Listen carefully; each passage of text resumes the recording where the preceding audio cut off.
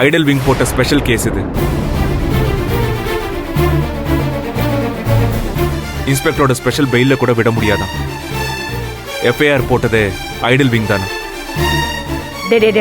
என்னடா பேசிட்டு இருக்க? அங்க போய் அந்த செலக்கடத்துல அவர் பண்ணல, அவருக்கு இதுக்கு சம்பந்தம் இல்லைன்னு சொல்ல வேண்டியதானே.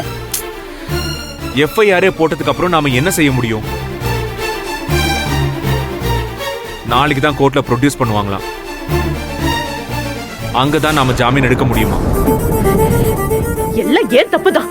ஒண்ணு போய் அனுப்பின பாரு, நான் செஞ்சது தப்புதான்.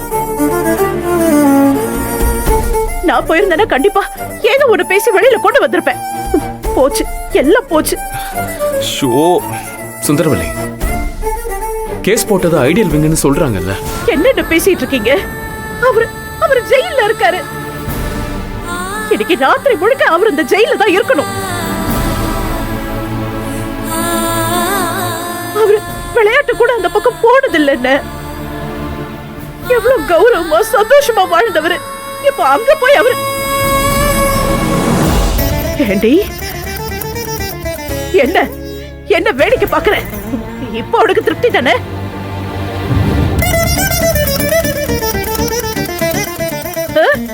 மொத்தம் அவரை கொண்டு போய் ஜெயில உட்கார வச்சுட்டேன். இப்போ சந்தோஷமா இருக்குல்ல? உள்ள குழுகுழுன்னு இருக்குல்ல? சந்தோஷமா? என்ன நீங்க இதுக்கும் நீங்க நந்தினி மேலதான் பழிய போடுவீங்களா? டேய் சும்மா வாய் மூடுறா.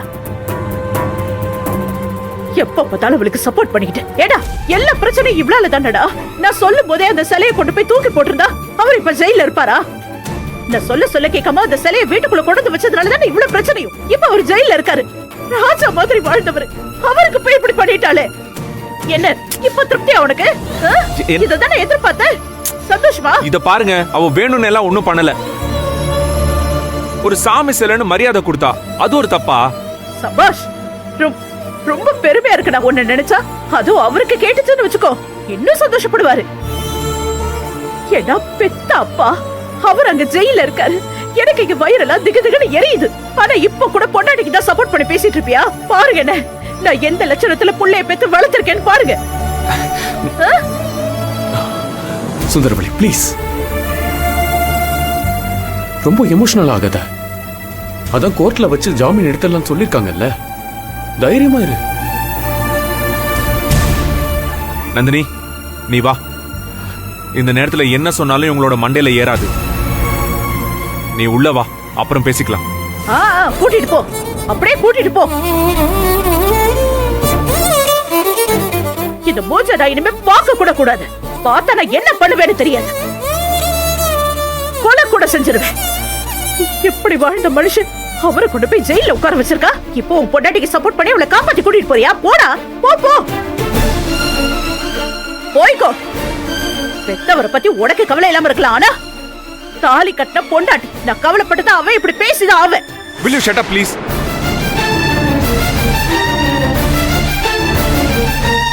Enough. என்ன என் டாடி மேல எனக்கு பாசம் இல்லையா? அது எப்படி நீங்க வாய் கூசாம இப்படி எல்லாம் பேசுவீங்க?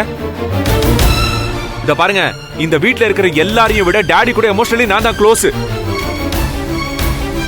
எனக்கும் டாடிக்கும் இருக்கிற பாண்டிங்க பத்தி தெரியாத மாதிரி லூஸ் டாக்லாம் விடாதீங்க. அண்ணே, அவனை பேச வேணான்னு சொல்லுங்க. போடா. நான் பேசுவேன். பேசிதானே ஆகணும். இல்ல எனக்கு புரியல, ஏதோ உங்களுக்கு மட்டும்தான் வேதனை இருக்கிற மாதிரி பேசிட்டு இருக்கீங்க. ஸ்டேஷன்ல டாடி அப்படி பார்த்ததோ நான் எவ்வளவு உடைஞ்சு போயிட்டேன்னு உங்களுக்கு தெரியுமா? உங்க அத்தனை பேரையும் விட எனக்கு தான் வலி அதிகம். நீங்க எல்லாம் வெளியே கத்திக்கிட்டு இருக்கீங்க, நான் பேசாம இருக்கேன். அவ்வளவுதான் வித்தியாசம். அண்டர்ஸ்டாண்ட்? இத பாருங்க, டாடி எப்படி வெளியே கொண்டு வரணும்னு எனக்கு தெரியும். கண்டிப்பா நான் அவரை கூட்டிட்டு வருவேன். நீங்க யாருமே என்ன சந்தேகப்படவும் வேண்டாம், எனக்கு கிளாஸ் எடுக்கவும் வேண்டாம். வா நந்தினி.